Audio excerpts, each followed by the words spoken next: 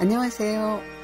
여행 가방 속 문장들, 오늘은 프랑스 노르망디의 몽생미셀 편입니다. 몽생미셀은 프랑스를 찾는 사람들이 파리 다음으로 많이 찾는 곳이고 루브르 박물관 다음으로 많이 찾는 곳이라고 합니다. 루브르 박물관이나 에펠탑 못지않은 프랑스의 상징적인 곳인 거죠. 몽생미셀은 바위로 된 섬이자 중세시대 이래로 1300여 년의 역사를 간직한 수도원 섬입니다. 따라서 예전엔 예루살렘과 산티아고와 더불어서 세계 3대 순례지로 꼽혔다고도 합니다. 현대에 와서는 그 압도적인 아름다움과 비현실적인 풍경으로 영화 라스트 콘서트와 애니메이션 하울의 움직이는 성, 천공의 라퓨타, 라푼젤 등의 배경과 모티브가 되기도 했죠. 오늘은 그런 몽생미셀을 여행하면서 담은 문장 2개와 함께 하겠습니다. 이에 성을 쌓으라. 미카엘 천사가 한 말입니다. 몽생미셀의 유래는 이제 너무나 유명하죠. 서기 708년 오베르 주교의 꿈에 대천사 미카엘이 나타났습니다. 미카엘은 프랑스어 발음으론 바로 미셸, 생미셸이죠. 대천사 미카엘은 주교에게 명을 전했습니다. 바다 위에 성을 쌓으라. 하지만 오베르 주교는 바다 위에 어떻게 성을 쌓는가 하면서 그대로 넘겼죠. 주교였지만 꿈속 천사의 출현이나 명을 믿지 않았던 것이었습니다. 그러자 미카엘 천사장이 꿈에 2번을 더 나타났고 3번째엔 이 일이 꿈속의 일이 아니란 걸 확인시켜주는 차원에서 주교의 이마에 빛으로 상처를 냈다고 합니다. 꿈에서 깨서 그 상처를 본 주교는 그제서야 그 말을 따르기 시작했죠. 그래서 온통 바위투성이인 섬에다 수도원을 지었습니다.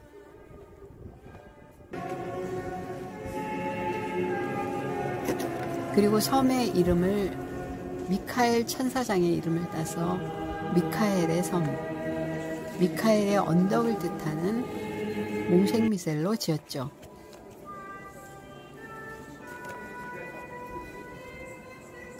저 사실 몽생미셀에만 이번으로 4번째 오는 건데 이 수도원 안에 들어온 건 이번이 처음이었습니다. 그런데 마침 미사 중이어서 그 감동이 몇 배는 더했죠. 종교를 떠나서 성당 안에 울려 퍼지는 성가는 언제 들어도 감동적입니다. 바다 위에 성을 쌓아라. 몽생미셀은 결과적으로 불가능해 보이는 일을 계시하고 그 계시대로 불가능한 일을 실현시킨 섬이자 수도원입니다.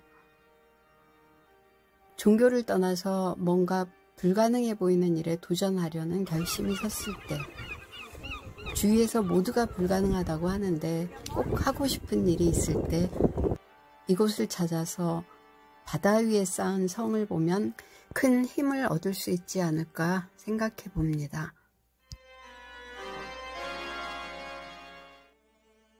어떻게 난 끝났어, 안 돼, 그런 말을 해요. 영화 라스트 콘서트 중에서. 영화 라스트 콘서트에서 스텔라는 시한부 선고를 받은 젊은 여성입니다. 하지만 그 사실을 전혀 드러내지도 의식하지도 않고 지내는 명랑쾌활한 여성 그 자체죠. 반면에 리처드는 스스로를 실패한 피아니스트라고 생각하는 중년 남자입니다. 실제로 지금은 연주할 일자리도 구하지 못해서 여기저기 떠돌면서 좌절과 우울에 시달리는 신세입니다. 그러니 병원 대기실에서 한 번, 또 몽생미셀에서 2번째로 우연히 만난 스텔라가 자꾸 말을 거는데도 퉁명스럽고 불친절하다 못해서 나중엔 화까지 내죠. 하지만 그런 그도 결국은 스텔라의 사랑에 마음을 엽니다. 그래서 함께 살기 시작했는데 그는 일이 잘 안 풀리자 또다시 좌절감에 빠져서 스텔라도 파리도 떠나려고 하죠. 혼자 떠나려고 합니다. 그러자 역에 따라 나온 스텔라가 그에게 한바탕 퍼붓습니다. 어떻게 안 돼 그런 말을 하느냐. 당신은 아직 시작도 안 했다. 그런데 도망가려 하니 당신은 겁쟁이 바보다. 나이는 핑계대지 마라. 그렇게 퍼붓죠. 리처드처럼 난 끝났다, 안 된다, 나이가 많아서 안 된다 하는 말 살면서 얼마나 자주 하게 되는지요. 그럴 때마다 그런 바보 같은 말이 어딨냐고 기차역까지 따라 나와서 질책을 퍼붓던 시한부 생명의 스텔라를 생각하면 너무도 부끄러워집니다. 그 부끄러움, 몽생미셸 여행 갈 때 영화와 대사와 음악과 함께 꼭 챙겨가야 할 감정이 아닐까 싶습니다.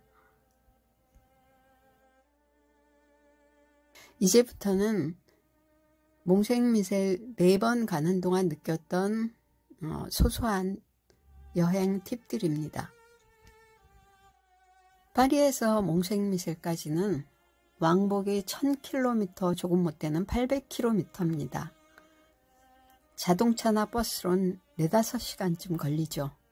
서울 부산 간 거리를 생각하시면 될 것 같습니다. 그러니 차로 왕복 10시간 길인데 그래도 파리에서 당일치기로 가는 투어나 여행자분들도 아주 많습니다. 그만한 가치가 있는 곳이어서겠죠.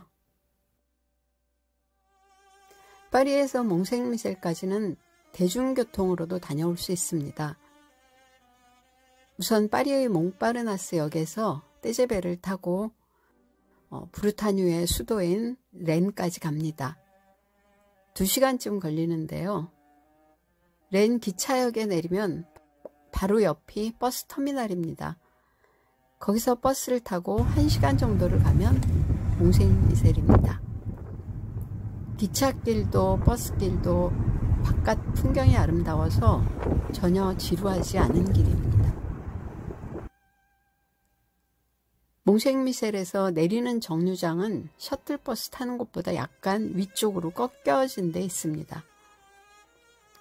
그런데 이번에 셔틀버스 타는 곳 가다가 앞선 외국인분 가방에서 낯익은 걸 발견했어요. 한국어였습니다. 참 신기하고 반가웠어요. 셔틀버스를 타고 가다 보면 걸어가거나 자전거를 타고 몽생미셸 입구까지 가는 사람들도 있습니다. 45분쯤 걸린다고 해요. 물이 빠졌을 때의 저 갯벌도 들어가 보고 싶은데 저 갯벌은 자격을 가진 안내원하고만 들어갈 수 있다고 해요. 산책하듯 걷기에 참 좋을 것 같은데 저곳이 실은 밀물 썰물의 그 조수간만 차이가 세계에서 제일 빠르고 높다고 해요.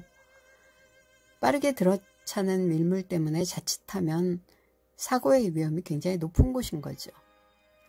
옛날엔 몽생미셸로 순례에 나섰던 사람들이 저기를 걸어서 가다가 갑작스런 밀물에 목숨을 잃는 일도 아주 많았다고 합니다. 이 무렵이 유럽의 폭염이 뉴스에 나올 정도로 심한 7월이었는데 셔틀버스에서 내리니 너무 추웠습니다. 바닷바람이 거세서 그럴 텐데 제가 여기에 12월 31일에 온 적도 있었는데 그때보다 더 추운 느낌이었습니다. 영화 속 스텔라의 그 긴 머플러가 아주 간절했던 찬바람이었어요.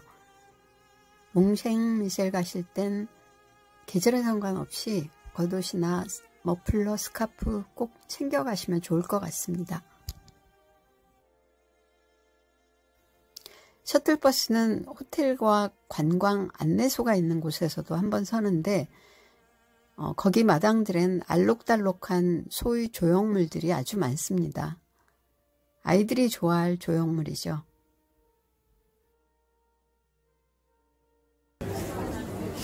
곰새김새 골목들이 아주 좁습니다.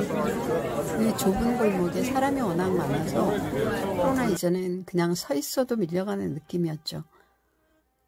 이번에도 사람 엄청 많았습니다. 이렇게 사람이 많으니 이 골목에선 초상권 때문에 허공으로 사진기를 돌릴 때가 많은데요. 사실 여기선 일부러라도 허공을 봐야 합니다. 머리 위쪽에 간판 보는 즐거움도 빼놓을 수 없기 때문입니다. 여기도 그렇고 프랑스의 오래된 상점들은 간판에다 글자 대신 그림을 넣을 때가 많았다고 합니다. 식당이라면 음식을, 옷가게라면 옷을 그려넣는 식이었죠. 옛날엔 글을 읽을 줄 모르는 문맹자들이 많아서 그랬다고 해요. 이곳엔 지금도 그런 그림 간판들이 꽤 많이 남아 있습니다.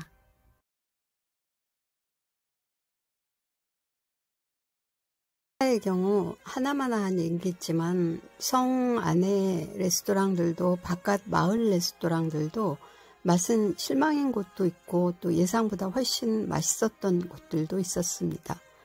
근데 이건 요리 자체보다 음식 취향 탓도 좀 많을 것 같아요. 다만 12시 정도 점심시간은 사람이 한꺼번에 너무 많이 몰려서 대기시간이 아주 기니까 그 전후로 식사를 하시는 게 좋지 않을까 생각합니다.